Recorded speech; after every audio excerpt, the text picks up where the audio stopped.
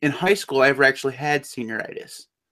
Um, I think the main reason why is, at least in high school, was I was trying so hard to make sure my grades didn't drop so that I didn't get kicked out of university, because I was very close to not being accepted where I wanted to go. Um, Hmm. like they like for Michigan State, normally you get accepted. You apply in the spring and then you get accepted in the early fall of your senior year. And Mhm. they sent me a letter in the fall of my senior year saying they wanted to wait to see my first semester's grades, before, because that was how close I was to not getting in. Oh, Um, wow. which is weird, because so like Michigan, so in the tier of Michigan university public universities, in terms of like a difficulty to get into, it's the University of Michigan first, then Michigan State, and then so on. I'd already gotten into the University of Michigan, but Michigan State, for some reason, just did not enjoy my grades all that much. Um, anyways, so I didn't have senioritis. I was working my ass off, and then I went to college and decided I'm going to take the whole year off. Anyways, I was terrible at college. I miss college a lot, though. Real world sucks. All right. Anyways, hey everybody, welcome to the Three Cast. I'm your host Matthew Weber. That's Vincent Hoy. Ricky Williams is not here. He's a slacker. Um, what can I say? He did show up for the Three Cast today, which is good. That was earlier today. It seems like a long time ago. But anyways, this is our last episode for 2017, which is, I mean, holy shit, Vince. We've done a whole nother year of podcasting. And FCC hasn't booted us or anything else. That's great. Well, the good news is, both you and Ricky are married, and I'm never gonna, get accused of touching anybody inappropriately, so we can't, get accused of sexual assault, at least on podcasting. So I mean, there's that. I'm no Matt Lauer, apparently. Ooh. Or Dustin Hoffman, or Kevin Spacey. Like, Jesus Christ, come on, man. Kevin Spacey. yeah, man, we were hoping. Come on, it could have been like, come on, Adam Sandler, but why'd have to be Kevin Spacey? Right. Like, Will Ferrell. You could have taken down Will Ferrell. All right, anyways. So today we're just going to kind of chill out. We have a couple topics. First, we're going to talk about where are the new comic book heroes. So everybody knows Batman. Everyone knows Superman. Deadpool. Iron Man. You have all these main comic book characters that have been around for decades. There really haven't been any new ones. I mean, unless I'm missing something. Vince, have you been?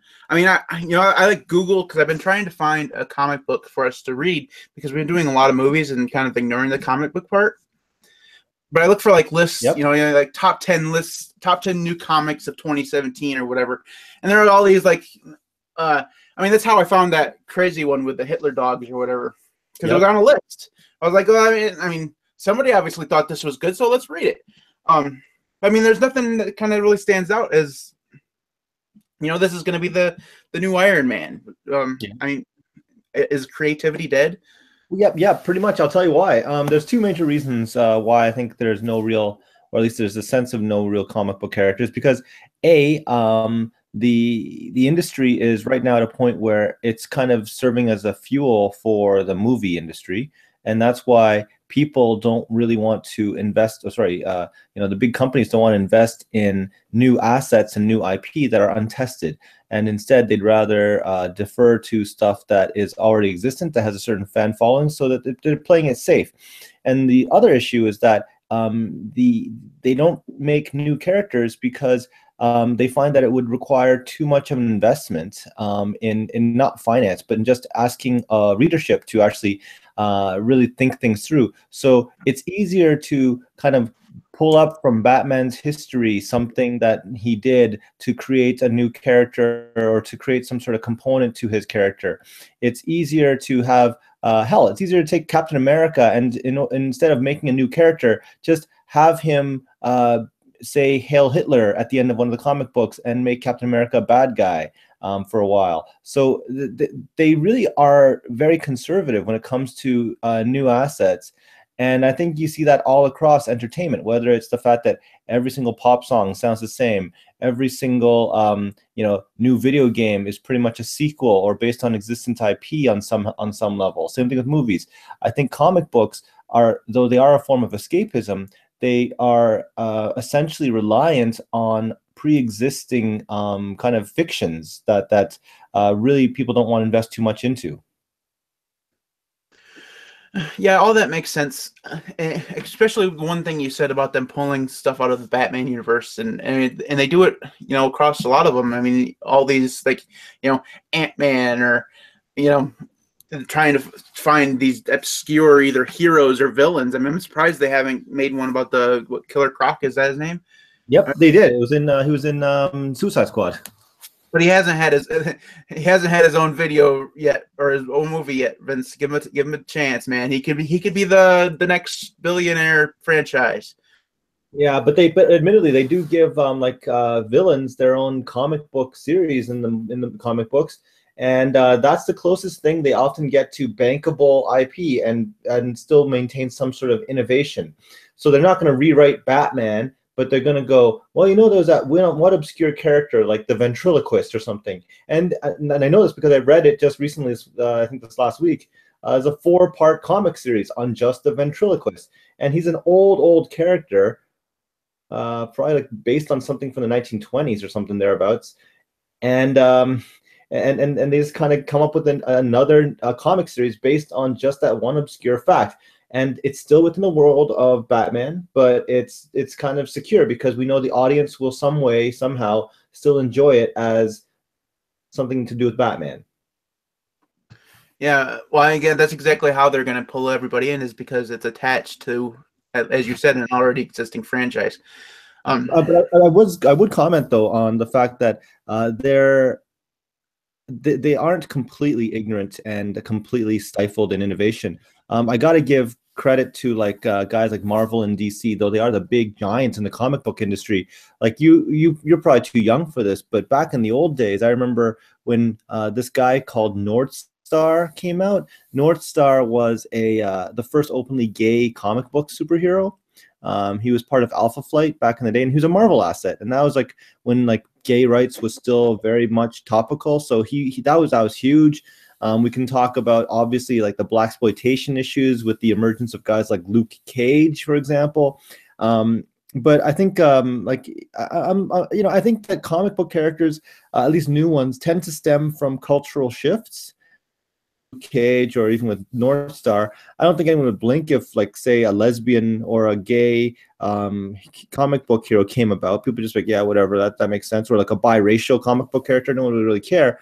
But I think what was it, a few years ago, the X-Men, they had a new Muslim superhero.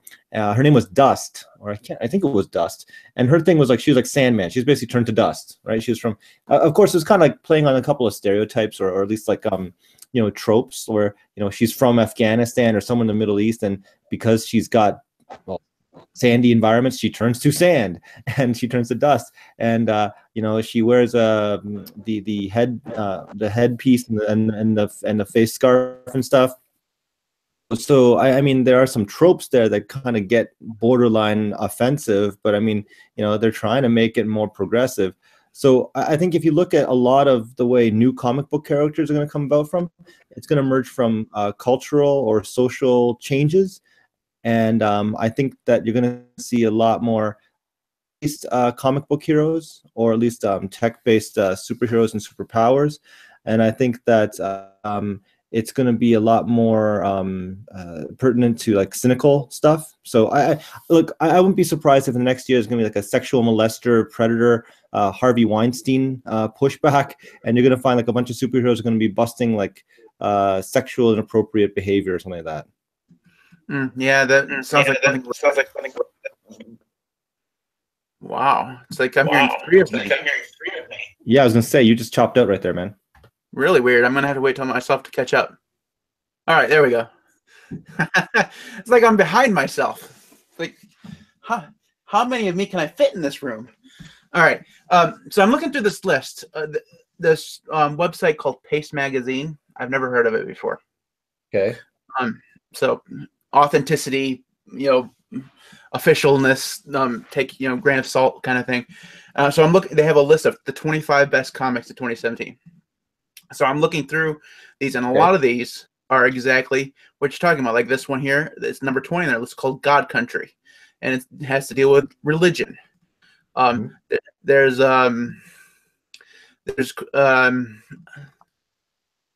one here called The House of Women. This one here looks like something I would pick. It has dogs and birds. No shit. That's hilarious. It's called Styx Angelica. It's not the one we read, but I mean, apparently there's two of them. Great. Yeah, we should definitely read that. And then here's one called California Dreaming that has a large woman on the front of it. It's very, I mean, I guess you're right. This is all going to. That's how the industry is going. It's going to be very trying to socially progressive, cultural kind of thing instead of kick-ass superheroes that we used to see. Yeah, but that's the thing. It used to be about escapism. Like you'd watch or you'd read about Superman, and it would be like he's fighting guys that are robbing banks and stuff, which is like kind of generic crime. And it took you out of the scene because guess what? You were stuck in the Great Depression or World War II or something like that. But unfortunately, now we're seeing take a very culturally poignant perspective on things where they have to serve not simply as escapism, but more importantly as a form of societal critique or kind of an analog for what's going on in the kind of social context of things. So that's the problem I have with comics. They're where, as much as I think that they're cool as a medium, as an art form, I think sometimes I just want to have an escapist kind of fantasy. Yeah, I'm right there with you. Because, like I said, I've been searching for almost 2 months now, Vince, to try to find my next topic because I really want it to be a comic book, right? Because we've been doing movie after movie after movie, and I just haven't been able to find one that. Now, granted, I've only been looking at summaries in like the first few, frames or whatever. So I haven't actually read through a lot of them, but nothing has really caught my interest in it because it's not. Maybe I'm just trying to too far to judge a book on its cover, but I just really haven't been able to find anything that's really all that interesting. All right, let's move on to the next thing we're going to talk about. So, so we've been doing the movie thing probably for 3 years now. Before that, it was pretty much all technology. I mean, maybe it's been 4 years now. You do realize, Vince, I'm just going to point this out. We've been doing a podcast since 2009, right? Damn. Now, those first episodes, those first maybe 150 episodes into the ether, have no idea where they're at. They're on a hard drive somewhere around here, I'm sure. But I'm pretty sure that if the CIA really does still torture people, those that they're playing. So I got those first. All right, so Ricky and I did the first 2 episodes solo, and then Ricky brought Vincent, and we just kind of kept going. I mean, we started off as Tech Weekly, which is all technology, and then we changed to, I think then we changed to the 3cast, which was our next name change, and then we went to Never Safe for Work for about 5 episodes. Yeah. And then we went back to the 3cast, and then we went to the Untitled Show. And then we're back to the 3cast again. I think we better just stick with the 3cast. It seems to be the one that's stuck. Yeah, but keep going back, man. Well, we all know how I like to change things. I mean, we've been off iTunes. We've been on iTunes. We've been we've had a period of like 6 or 8 months where we didn't post anything at all, but we were still doing shows. Now our primary medium is YouTube now. So I mean, we have quite a damn history, and it's surprising with, especially, all right, so you and Ricky are very busy. You both have expanding families. I had my own stuff going on, and the 3 of us, I mean, we've had our scheduling problems and periods where we just couldn't do stuff, but we just keep plugging away. It's kind of awesome. I'm so proud of you. Crazy, the fact that we've never actually seen each other. Yeah, I know. We've never, ever met in person. Ever. That's nuts. It's I don't know whether or not that's a thing to be proud of, or it's kind of creepy. Maybe we're all just really serial killers who are moonlighting as podcast hosts. That's pretty much, I do the deed and Ricky hides the bodies. That's exactly what we do, man. He always forgets to take his video games with him. Yeah. All right. So, anyways, what we thought we would do for the next 15, 20 minutes or so is go back through the movies that we've done over the last year and a half or so.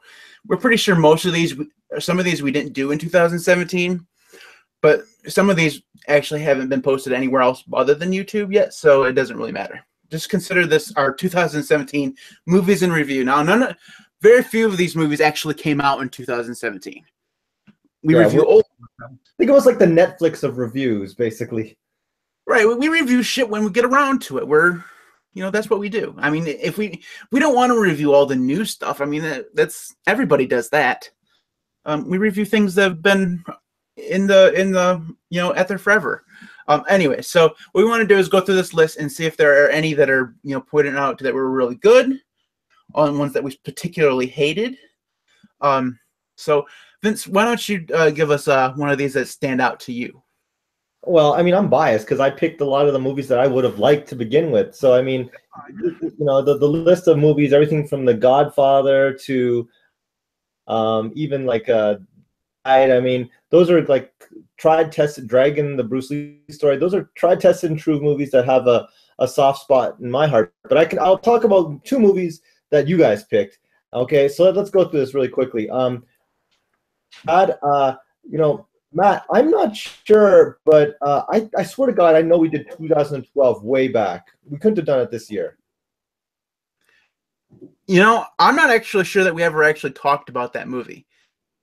Man, every time it comes up, I was like, no, did we? No, we talked about that thing because I remember having to be forced to watch that. But fine, if it wasn't, then fine. But it's a bad movie, okay? It is a bad movie. But you want to know? I think the reason why I picked it is because while Roland Emmerich does bad movies, there's two things about Roland Emmerich that he does really well. He does visual effects astonishingly well. I mean, you can't deny that he knows how to blow up a city. He does it better than Michael Bay will ever do it. Michael Bay is just about explosions, whereas Roland Emmerich can go through and take New York City and just beat the shit out of it. But another thing that Roland Emmerich seems to do is he attracts very good obscure composers or people to do the soundtracks. Like Harold Closer did both Day After Tomorrow and 2012. I'm pretty sure. Don't they end up? Aren't those guys wind up being video game musicians as opposed to like movie musicians? I don't know. It's the thing is that you and I both know that Harold Closer, or whatever hell his name is not going to be the next John Williams or Hans Zimmer or Howard Shore or whatever. He's just a dude who's done a couple movies. But both of those movies have spectacular soundtracks. I mean, they're really. Now they're never going to create a legendary soundtrack like Star Wars or Harry Potter or Star Trek or any of those things, but it's the kind of soundtrack that can it kind of astounds you at how good it is compared to how terrible the movie is. I mean, all of Roland Emmerich's movies are kind of bad. The Day After Tomorrow is bad. Independence Day, the first Independence Day is bad. The second one was a bloody disaster. So I mean, he doesn't do very good movies other than beyond the visual effects and for some reason the soundtrack. Now I didn't enjoy the soundtrack to the Independence Day all that much, mainly because I'm not exactly sure that there is one. The first one there was a soundtrack that was okay. There was memorable tunes, and that was about it. The second one rehashed a little bit, but man, oh man, you couldn't get over the fact that the movie was just terrible. Well, for me, it's probably just because it's been so long ago. But I mean, I watch Independence Day once a year. It's like it's an American tradition. If it's a terrible movie, you got to watch it once a year because it's on TV. There's nothing else on around the 4th of July. That's what we're going to watch. I mean, the same thing as there's a couple other 4th of July movies that is just on TV because that's what's on TV during the 4th of July. But the soundtrack's forgettable for me. It's just not something that I remember. So anyways, I was going to comment on the movies. Just I think it's just commenting in general about the you two guys. I think the most successful shows that you guys have talked about have been shows that you guys have presented about, for us to do homework on, were things that kind of line with your wheelhouse, and that I genuinely learned something either about you guys or about something in general that I didn't understand, right? So, for example, I know that you're a big history buff. So when you threw the Gangs of New York movie, that was a good hit for me because I watched it before, but just be able to rehash and just like recount things, because I know you have a soft spot for the American history, and just to be able to get a better sense of it, I think that was one of those things that I kind of relished in. In a similar vein, I know that Ricky takes, he's a very hit or miss guy. Like sometimes he'll make us watch god awful movies, but then other ones it's After really funny. After Earth. Yeah, like After Earth, but I mean, like I'm looking at what was it? The one time we made us watch like 3 movies, like Hot Millions, Sneakers, Yeah. and I think it was War Games. Independence Day, Tron, Mr. Robot. Yeah. Yeah, but I remember watching all of them at the same time. I do remember watching Hot Millions, Tron, and War Games. And the thing that makes it really good is that Ricky does his homework, but he's not listening. So listeners, don't tell him. But I mean, he's like, it's really evocative of just like, whether he knows it or not, he gives like stuff to do, stuff for us to watch. And to me, it's always interesting to put the pieces together and just try to go, hey, on the one hand, it's like all about tech, but then on the other hand, it's like, if you recall, we ended up talking about the role of women in tech in that discussion. So I always find it interesting that, like, every so often these talks don't always pertain to solely the content in the movie, but elicit issues that, kind of like are either pervasive or something that's current. Yeah. The one thing I notice about what we talk about, Vince, is that if you aren't here, if it's just Ricky and I, and we're talking about a movie, we don't give a crap about social equality or women and technology. We talk about the explosions. That's pretty much what we talk about.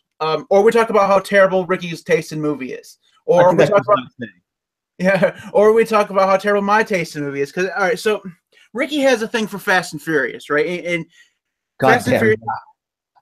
Yeah, Fast and Furious is one of the movies that we've watched in the last year and a half or so. And thank you, Ricky, for not making us watch any more of those. It's not that I don't enjoy Fast and the Furious every once in a while. You don't watch Fast and the Furious for deep plot moves and things like that. You watch it because there are beautiful women in there, and there are awesome cars. That's why you watch Fast and the Furious. You don't watch it for astonishing acting by Vin Diesel. You know what I mean? Like, he's never. There's a reason why Fast and the Furious doesn't win awards, or at least it shouldn't. Well, I don't know. I thought that when when Paul Walker died, I thought that was like, yay, no more. And it's like, geez. No, they just brought in his brother, who happens to look exactly like him. But in the movie series, though, it's not as though he is going to continuously get played by his brother, right? Like it was that they pulled his brother. No, it was just that one movie that he died in the middle of, and then he just. I'm not exactly sure what happened to his character because I stopped watching after like the 6th one.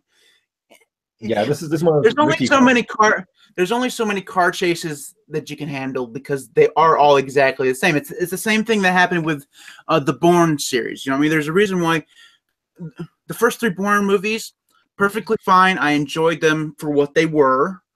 But it could have stopped there. It really didn't need it. The Jeremy Renner one was atrocious. I mean, it was literally one of the worst movies I've ever seen in my life. I mean, it's literally the first 20 minutes of him just running through the forest. I mean, it's just stupid. And this helicopter up with an arrow or something, if I recall. Yeah, it's a stupid movie. And the most recent one where they brought in Matt Damon is just a rehash of another Matt Damon, Jason Bourne movie. I mean, it's literally that one we did watch this year, I think. We did. It wasn't too long ago. It was like probably June or July. It wasn't a very good movie.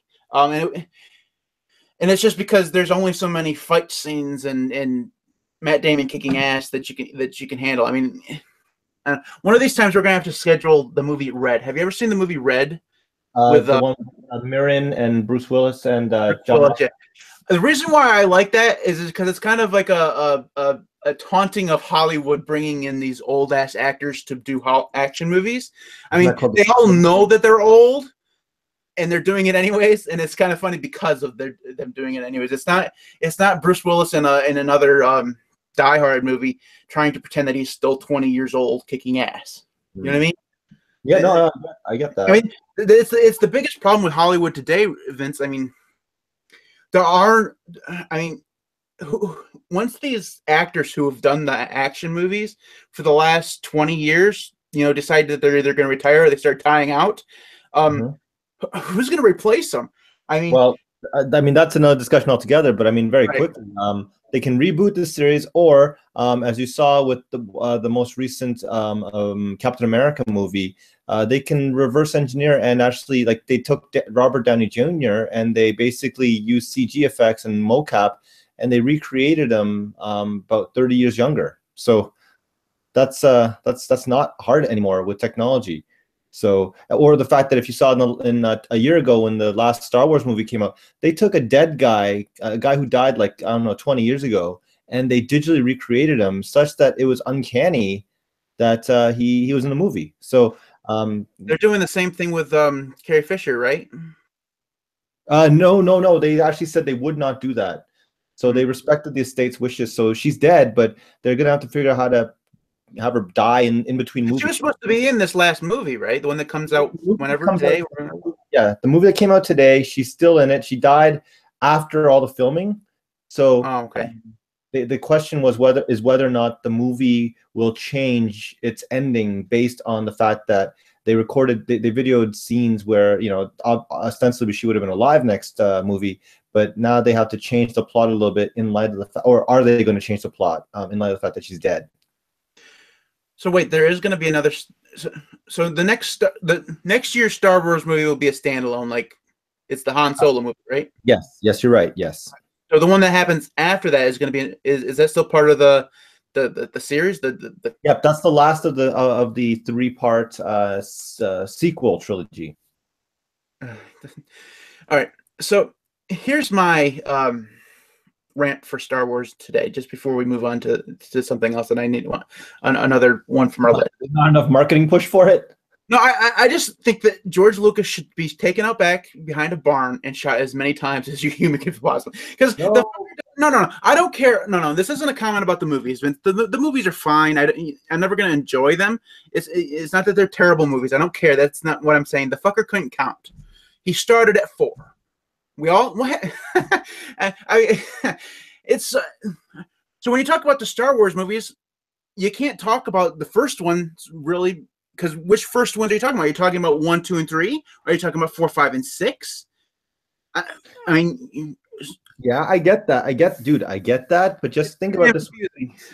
I think that's one of my biggest problems with it. It's just it's you started in the fucking middle. You don't start anything in the middle. You can start something and then do a prequel to it. You know what I mean? One prequel. Dan Brown did that. He went through and did Angels and Demons after he did the Da Vinci Code. But if he did the Da Vinci Code and then did 3 books that supposedly came before that, now it's not as big a deal because there's no continuity there, so it's a different thing.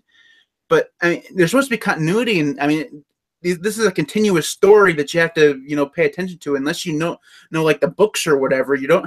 I mean, you start in the middle. I mean, what the hell is supposed to be going on? Dude, it's not the first time that epic stories have started in the middle. Everything down from the Odyssey all the way down to other major epics, you'll find that they start often in the middle, and then they play out the base story, and then they're like, oh, you want to know how the family or something goes after or before? Here are other stories. And that's how it's always been. So it's just the fact that the dude makes billions of dollars having done that, more power to the guy, man.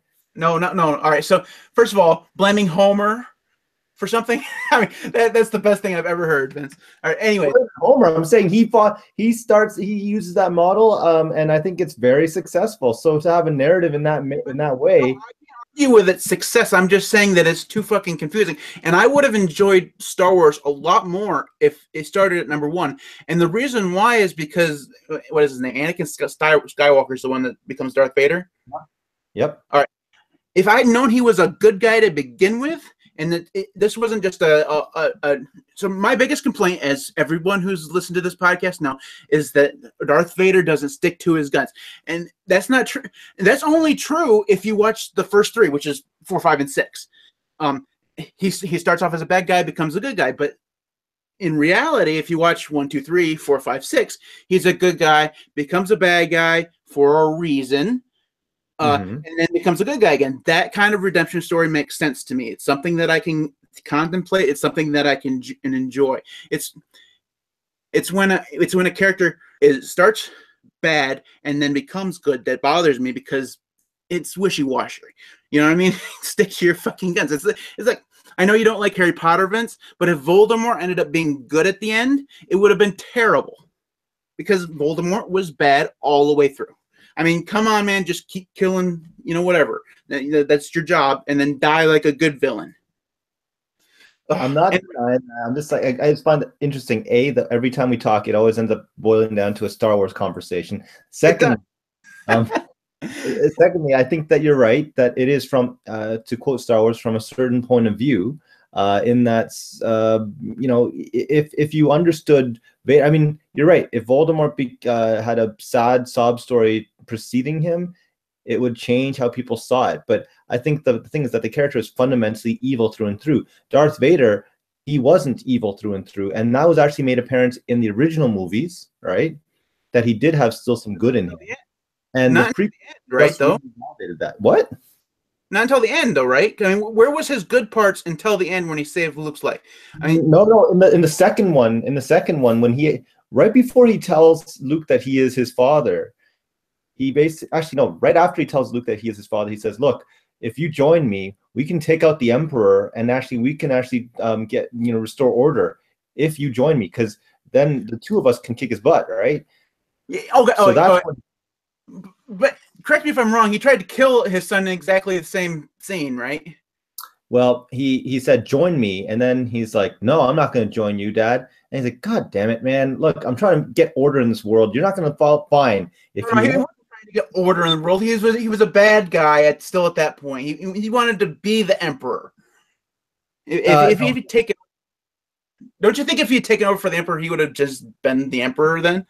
Yeah, but you know what? We would never have known now, would we? It's so okay. Don't go judging Vader. Don't judge Vader. Oh, that's the name of we have a podcast title. Don't judge Vader. Okay. All right. So one of these so we started our quest for James Bond this year, Vince. We've only let's keep on. I have no problem going through like the 20-odd movies of James Bond. I actually started noticing a couple of nuanced changes over time. When Daniel Craig's movies start, the scene in the beginning where you see the silhouette of the 007 agent and then the gun barrel, and he shoots it and then the red starts coming down, right? Mm-hmm. In Daniel Craig's James Bond movie, I don't think it happens.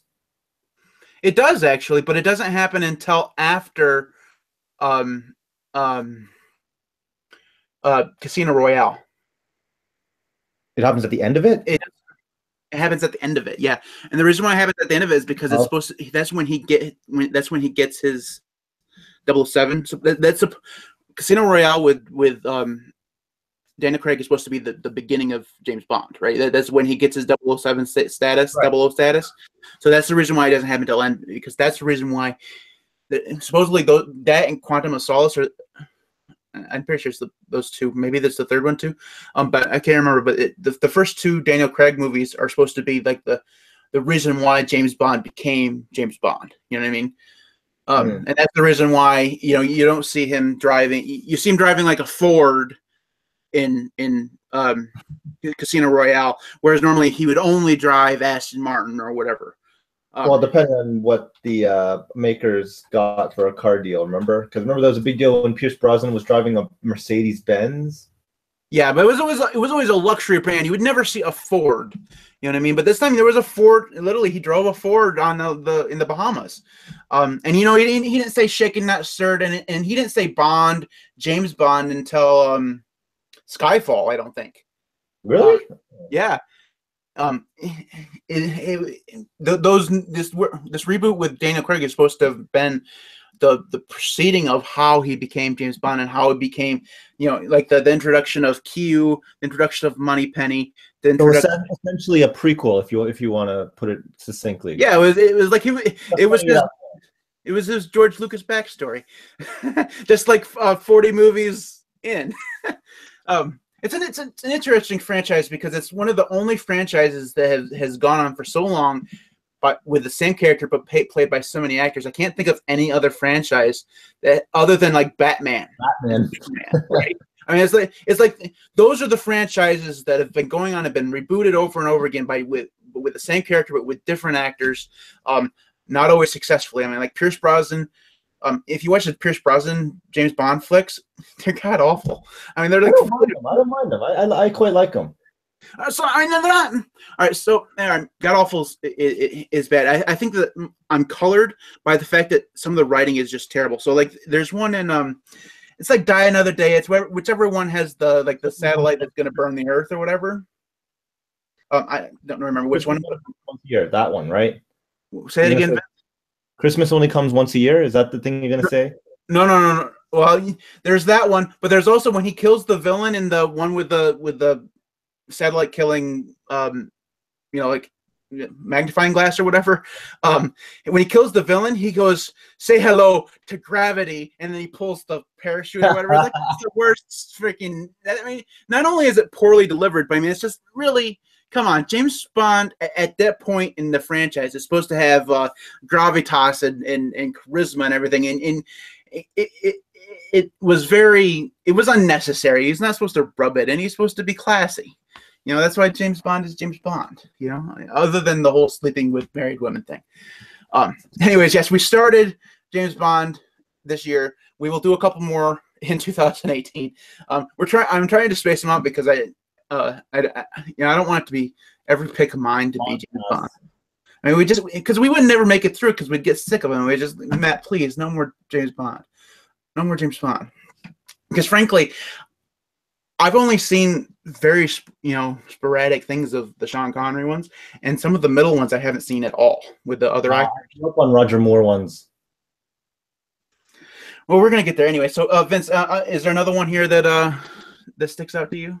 No. I mean, like I think that I've been like the kind of guy that pulls up movies that are more like recently out in theaters, like and that's maybe just because I don't get enough time. Unlike you guys, I very rarely get enough time to watch movies at home. I usually, if anything, I'm gonna watch the movies in the theater with like friends, and then I gotta go back to my life, right? So I think that's why I tend to pick movies that are either recently out or like that are cool.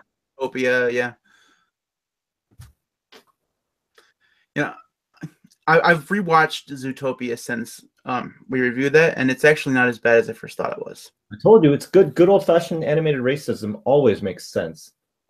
It's still not, still not a favorite of mine because I like animated movies. I mean, I'm a big animated guy. I guess I just didn't really.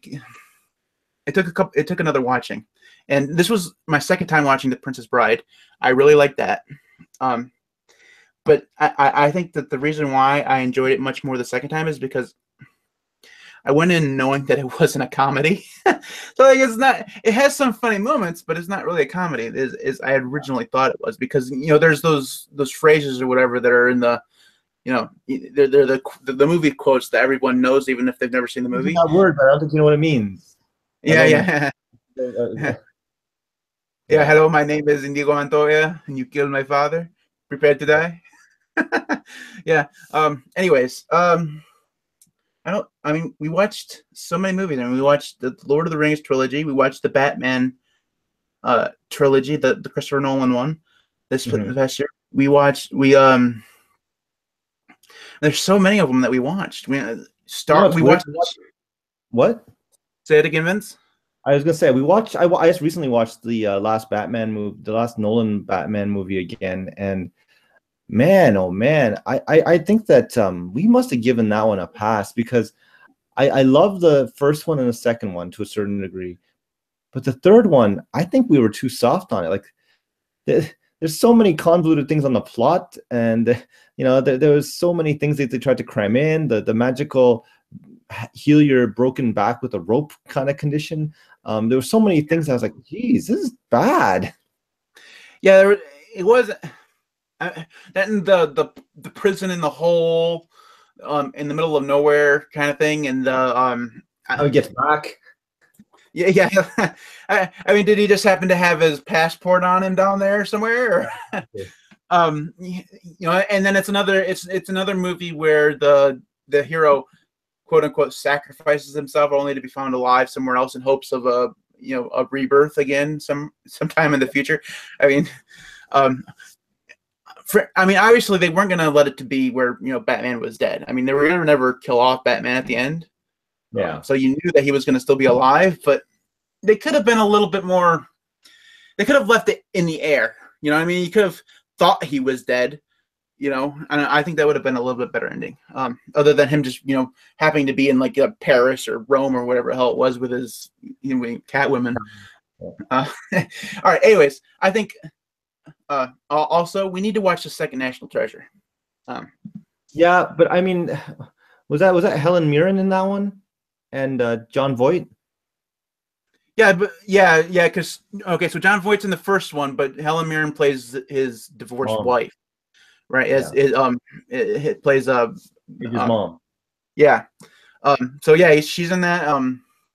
They're supposedly making a third one of those. I mean, we keep hearing that Nick Cage is broke. Yeah, come on, man. I mean, come on, make another crappy history movie that I'm going to watch over and over again. I know I would. I mean, it's good music. It is. It's good music. The first, not the second one. The second one has garbage music. It's nondescript in the second one. I feel bad. It's like they don't do a very good job in the second one of a villain. What's his name? Sean? Is that Sean Bean? Yeah, in the first one. He does a good villain in the first one. He plays he's in it for the money, and he's in it for the money from the beginning. He's a rich guy. He's investing. He wants a return on his investment, and when things don't go his way, he gets out his gun and starts trying to get his investment back. In the second one, you don't really know what was that? Is that Ed Harris? Yeah. Yeah. He's the villain all the way through, but it turns out he's the good guy at the end. Or he's a good guy in the end. He's doing it for he's trying to make his father proud or something. I don't know. It's another one of those. I mean, if you're gonna be a villain, be a fucking villain. You know what I mean? If you're not gonna be a villain, find some other way to get your shit done. I mean, there's some other way. I mean, there had to have been another way to get Benjamin Gates, his assistants in finding the City of Gold or whatever, other than blackmailing him into whatever he did. Yeah. So I mean, I don't know. The second one wasn't nearly as good. Then the whole. I mean, all right. So maybe this is just the girl in me coming out.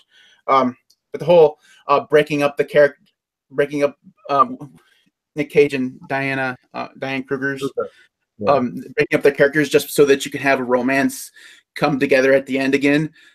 I mean, you spent the whole first movie trying to get getting them together, and then you broke them apart just for drama, because drama. I mean, at least have a good reason. I mean, it's just stupid. Anyways, I mean, I still watch the movie 5 or 6 times. Anyways, we'll do that sometime this upcoming year. All right. Anyways, that is it for us for 2017. Holy shit, Vince! It's the end of the year. Next show's up, predictions. Yeah, we'll be doing our predictions. I don't even. I have a feeling, Vince, that this year our predictions just didn't add up to what our normal standards. Oh wait, we never predict very good. I mean, you do pretty good. My predictions are usually shit. We were reality on an iPhone 10. I don't know. Gee, who would have put that one out there? Yeah, we bow before your great wisdom, Almighty One. Anyway, I don't. I'm gonna have to go through and listen to the episode from last year to find out what the hell I predicted, because I don't even really remember. It can't have been anything good. Anyways, that is it for us this year. The first episode next year will be our prediction show. If you want to get in contact with us and give us your predictions, you can do so, as long as you don't predict the end of the podcast, because we've proven everybody wrong for the last 10 years almost. It's change the name. That's all. If we die, we just come back with a new name. That's right. You can email us at email@the3cast.com. You can follow us on Twitter at the3cast. I'm at MTWB. Vince is Vince VWHUI. Ricky, who will eventually be here with all three of us, with Vince and I again. Nah. I think it will happen. I think we'll do a noon show eventually, and he'll be there. For those of you who have just started watching this, this Ricky person, he has been here before. We didn't just make him up. He's not our imaginary friend. he exists. He's just really busy. He has like 12 kids or something. Anyways, you can like us on Facebook at facebook.com/3cast. We will be back in 2018. All right, take care. We'll see you then.